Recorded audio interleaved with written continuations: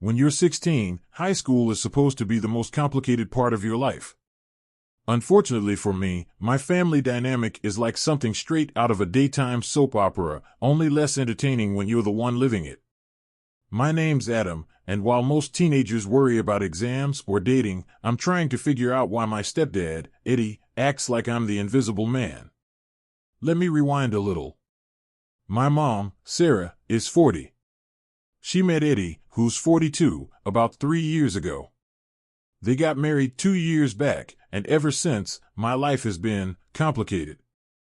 I'm the product of a brief post-college fling between my mom and dad. They weren't in love, just two people who made a mistake and decided to make it work, at least for me.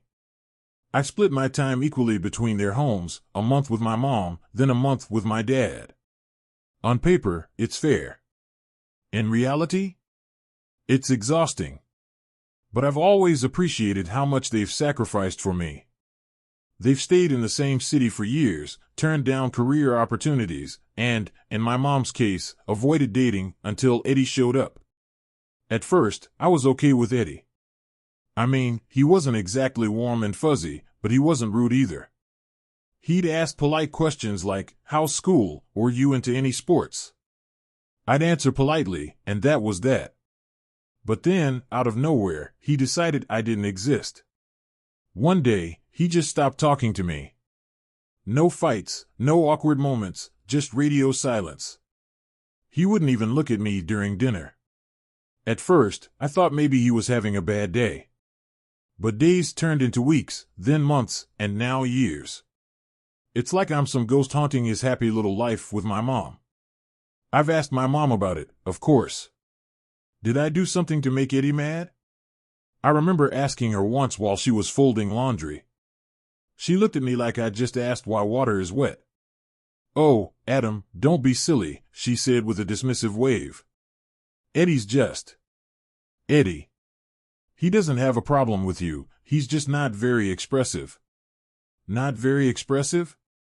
The man acts like I'm Voldemort and he's trying not to say my name. But fine, if that's her explanation, who am I to argue? I tried to let it go, but it's hard to ignore when someone actively avoids acknowledging your existence. Eddie's kids, 2 younger boys from his previous marriage, don't seem to have this problem. He dotes on them like they're made of gold. Me? I'm the unwanted step in the family portrait. Fast forward to last week. It was supposed to be another ordinary month at my mom's. I came home from school, dumped my bag in the hallway, and noticed the house was quieter than usual. Normally, Eddie's kids are running around, and my mom's cooking something that smells way too fancy for a weeknight. But that day? Silence. I wandered into the kitchen and saw a note stuck to the fridge. "Gone for the week. Don't forget to lock up. Love, Mom." At first, I thought I'd read it wrong. Gone? For the week? Where? I called her, but it went straight to voicemail. My stomach twisted into a knot. Something felt off.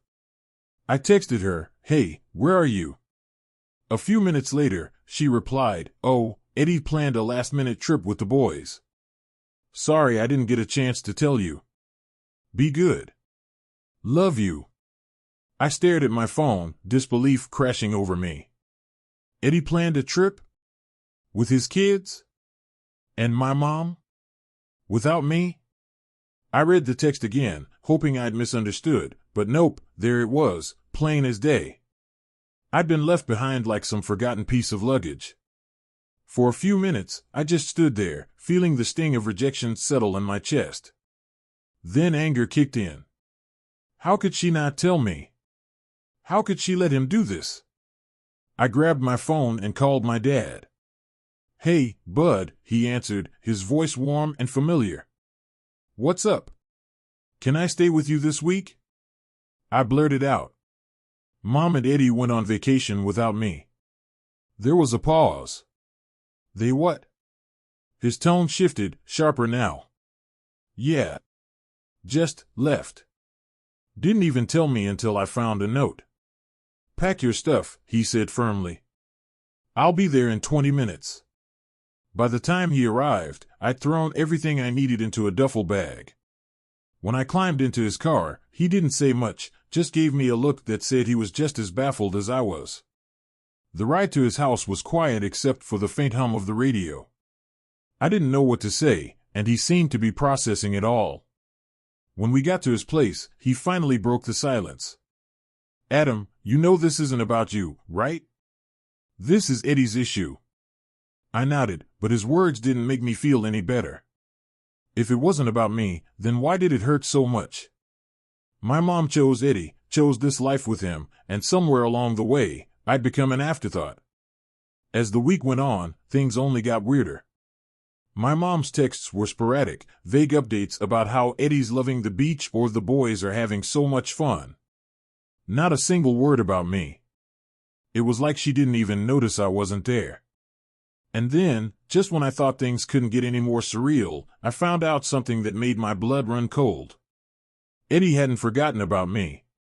He'd intentionally made sure I wasn't invited. The moment I stepped into the living room, the air seemed thicker, heavier, as if every molecule carried Eddie's disapproval. He sat there, avoiding eye contact, flipping through a magazine with forced nonchalance. My mother, ever the peacekeeper, pretended nothing was wrong. She'd told me once that he was adjusting to me being around. "He's just not used to it," she said, her voice heavy with unconvincing optimism. Before this, he only dated women without kids. That explanation baffled me. He had 2 kids of his own, boys, 15 and 12. Their mother had died in an accident not long after the youngest was born. How could a man who had children struggle to be around mine? It didn't add up. And, as I pointed out to her, I wasn't even there full-time. I spent every other month at my dad's house. It didn't matter. Eddie's silent treatment didn't waver, and neither did my mother's excuses. Months passed. I gave up trying to change things. My mother, desperate to hold everything together, made it clear that this was the way things were. Then, after a year of their relationship, Eddie proposed. I wasn't surprised, he already acted like he owned the place. They got married a few months later, and Eddie moved in, bringing his boys with him. I'd only met his sons twice before they moved in, and even then, it was clear they'd inherited their father's talent for pretending I didn't exist. It wasn't just awkward. It was soul-crushing. Living in a house full of people who refuse to acknowledge your presence is like shouting into a void. The silence echoes back at you, amplifying every doubt you've ever had about your worth. Eddie's excuse for their behavior? My mother wouldn't say. "It's personal," she whispered one night when I begged her to talk to him. "He has his reasons. Please, just try to understand." Understand? Understand what? That I had to tiptoe around my own home like an uninvited guest? That I couldn't ask his kids to pass the salt at dinner without feeling like I'd committed a federal offense? It didn't help that my mother kept throwing guilt at me like a shield. "I've made so many sacrifices for you," she'd say, tears brimming. "Can't you just make this one for me?" Every time I thought about telling my dad, I hesitated. He and my mom had always clashed over parenting styles. This would blow everything up. I pictured custody battles and shouting matches, my dad dragging my mom through the mud. I couldn't be the cause of that, so I swallowed it. I told myself it would get better. Spoiler alert, it didn't. 3 years. 3 years of pretending I didn't notice the glares, the muttered comments, the way they all talked around me. My mother was my only lifeline in that house, but even she seemed to drift further away every time I tried to bridge the gap. Then, last month, everything hit a breaking point. I woke up to an empty house. At first, I thought they were all just out running errands. But as the hours ticked by, unease settled in my chest. Something was off. Eddie's car was gone, and so were the boys' backpacks. I called my mother, my fingers trembling with an anger I hadn't fully acknowledged until then. "Oh, we're on a road trip," she said casually, like she hadn't just dropped a bomb. "Just for a week. Can you watch the house?" I was stunned. "You left me here?" Alone? And didn't think to tell me? Well, you're on summer break. You don't have anywhere to be, she said, brushing it off as if abandoning your kid without a heads up was no big deal. Are you serious? I snapped. You couldn't even ask me? You just decided I'd be fine playing house sitter? She sighed, irritated. You're overreacting. It's not like you had plans. I wanted to scream. Instead, I said the one thing I knew would sting. It's not about the house. It's about you treating me like I don't matter. You've been doing it for years, Mom. I'm sick of it. She hung up. I stared at my phone, disbelief giving way to a tidal wave of hurt. When I tried calling back, it went straight to voicemail. A text popped up, I'll talk to you when we get to the hotel. Stop ruining my trip. That was it. The final straw. I packed a bag, locked the house, and hid the key under the potted plant, just like she always did. I left her a curt voicemail, if you wanted a guard dog, you should have hired one. I'm staying at Dad's. The ride to my dad's house felt surreal. I kept expecting her to call back, to apologize, to say she'd made a mistake. But she didn't. And as much as it hurt, there was a strange sense of relief in finally walking away from the silence, the coldness, the void that house had become. For the first time in years, I felt sane, even if only by myself. When I returned to my father's house that day, he looked genuinely surprised to see me. He blinked a couple of times, almost as if trying to piece together why I was back so early. He'd expected me to stay with my mother until the end of the month, but I just couldn't endure it any longer. The tension, the isolation, it was unbearable. So, without any warning, I packed my things and left. As I stood in the doorway, my words spilled out in a torrent, unraveling everything I had bottled up inside.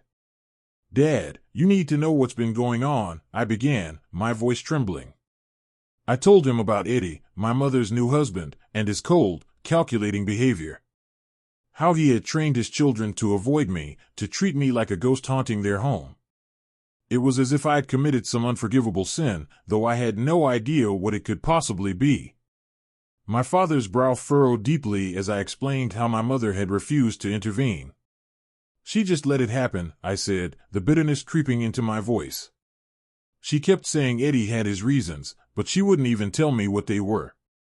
I was left to drown in silence, Dad, trying to make sense of it all. He didn't interrupt, just nodded, his jaw tightening as he listened. I told him about the night my mother left me alone without so much as a heads up. She, Eddie, and his kids had all gone on some impromptu trip, leaving me to care for the house. She hadn't even bothered to check if I was okay with it. And when I tried calling her, she repeatedly declined my calls, brushing me off like I didn't exist. I've tried, Dad, I said, my voice cracking. I've tried to be patient, to understand, but it's like I don't matter to her anymore. Not since she married him. Tears I hadn't even realized I'd been holding back began to fall. I can't take it anymore. My father's face was unreadable for a moment. Then, with a calmness that barely masked his anger, he said, "You're staying here now. We'll deal with this together." His words felt like a lifeline, and for the first time in years, I felt lighter, as if I could breathe again. But the peace didn't last long. 5 days later, my mother finally called. My chest tightened as I picked up, hoping for an apology or even just a sliver of concern. Instead, her voice erupted through the line, sharp and accusing. "How could you just leave? Do you know what's happened? We've been robbed." Her words hit me like a slap. "What? Robbed? How is that my fault?" I stammered. "Because you left the house empty. You didn't even bother to tell me properly," she shouted.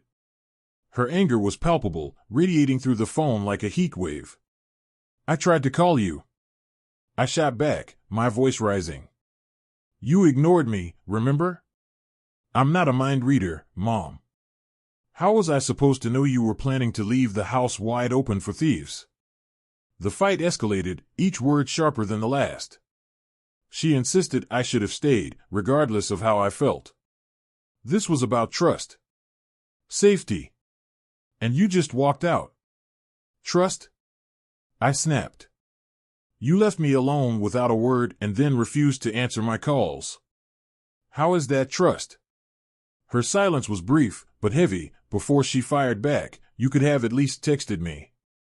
You were so busy being mad, you couldn't even think straight. You're right, I said coldly. I was mad.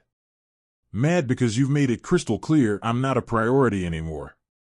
Then Eddie got involved. For the first time in years, he actually addressed me directly. But not to reconcile. No, he called to accuse me of ruining their lives. You've always been trouble, he sneered, his voice dripping with disdain. I knew you'd bring this kind of disaster on us one day. I was stunned. You don't even know me, I said, my voice shaking with suppressed rage. You've made sure of that. After that call, my father's anger boiled over. He didn't raise his voice, but the steely edge in his tone was unmistakable. This isn't your fault, he told me firmly. Your mother and Eddie made their choices, and they'll have to live with the consequences. But you won't bear the weight of their mistakes anymore. The fallout was inevitable. My parents were now at war, with my father standing firmly in my corner. My mother, on the other hand, was relentless, demanding that I return and take responsibility for the mess she'd created. But I was done being her scapegoat. For the first time in a long while, I felt free to step out of the shadows they'd cast over my life and finally reclaim my own. 2 weeks have crawled by since the explosion that shattered whatever illusion of family I had left. The fallout is still settling, and every day brings a new revelation, a fresh cut to old wounds I thought had scarred over. My mother's words keep ringing in my ears. If he's defending you, he should be ready to pay the price for it. What price? My father doesn't deserve to be dragged into her mess, and yet, here we are. She insists the only way out is for me to apologize to her and Eddie. Apologize? For what? For existing? For calling out the cracks in her perfect facade? I can't stomach the idea, but I can't let her keep harassing my dad either. It feels like every choice leads to someone else's misery, or my own. I've tried to focus on the quiet stability of my father's home, but the quiet doesn't last. 2 nights ago, the truth, uglier and messier than I imagined, came tumbling out. Eddie's hatred for me wasn't some random twist of fate. No, it was cultivated, planted by my mother years ago. Turns out, back when they first started dating, Eddie had wanted to move his ailing mother in with them. She had a nurse and didn't need much, just a safe, welcoming home and some emotional support. But my mother, my caring, nurturing mother, wasn't up for the challenge. Instead of admitting that she simply didn't want to shoulder the responsibility, she spun a tale so twisted it's hard to believe it came from someone who raised me. She told Eddie that I was the problem. That I had said his mother was a useless burden, that I had threatened to make her life miserable if she moved in. Her lies didn't stop there. According to Eddie, she painted me as some kind of juvenile delinquent, a manipulative, vindictive child who drove her past boyfriends away. She claimed I was clinging to the hope of reuniting my parents and sabotaging her relationships out of spite. Eddie believed every word. Why wouldn't he? She was his partner, the woman he trusted. I, on the other hand, was just a moody teenager whose every action probably seemed like proof of her lies. When I found out, my chest felt like it had caved in. All those years of cold glares, passive-aggressive comments, and outright disdain from Eddie, all rooted in my mother's fabrications. It made me sick. It still does. Eddie, to his credit, apologized. He sent me a long, heartfelt email explaining everything and asking for forgiveness. But how do you respond to that? Oh, no worries about treating me like dirt for years based on my mom's manipulative storytelling. Water under the bridge. No. I need time to process, to figure out if forgiveness is even possible. Meanwhile, the house of cards my mother built is collapsing. Eddie's leaving her. He found out she'd been lying not just about me, but about nearly everything. She begged him to stay, of course. claimed she loved him, that she wanted to make things right. But you can't unring a bell. And Eddie? He's done listening to her excuses. She called my dad yesterday. I heard her voice through the phone, shrill and desperate, pleading with him to fix this. She can't lose us all, she said. I almost laughed. Us? The woman who fed her boyfriend lies about her own child for years? Who stood by and let me take the brunt of Eddie's resentment because it was easier than telling the truth? She didn't love us. She loved control. Blocking her was the easiest decision I've made in years. I don't need her texted apologies or her social media posts about broken families and healing hearts. My cousins keep sending me screenshots of her pity party online, sad quotes about regret and redemption plastered over photos of sunsets. I don't have the energy to care. It's official now, my dad has full custody. The court battle dragged on longer than it should have because, of course, my mother fought tooth and nail to keep her grip on me. But the evidence was overwhelming. Emails, texts, testimonies from family and friends who'd seen how she treated me, it was all laid bare. Her lawyer tried every trick in the book, but in the end, the truth won. I'm finally free. Living with my dad feels like stepping into the sunlight after years in a dark room. It's not perfect, nothing ever is, but it's peaceful. I've reconnected with friends, started focusing on my future instead of my past. For the first time in years, I can breathe without feeling like the walls are closing in. As for my mother, she's still posting those sad quotes. Still telling anyone who will listen that she's the victim in all of this. Part of me feels sorry for her. Another part doesn't. She made her choices. Now she has to live with them. Just like I've had to live with mine. And my choice now? To move forward. To leave the lies and manipulation behind and focus on building a life that's honest, happy, and my own. If there's one thing I've learned through all of this, it's that love, real love, isn't about control or convenience. It's about showing up, telling the truth, and putting someone else's well-being before your own selfish desires. My mother may never understand that, but I do. And that knowledge? It's enough.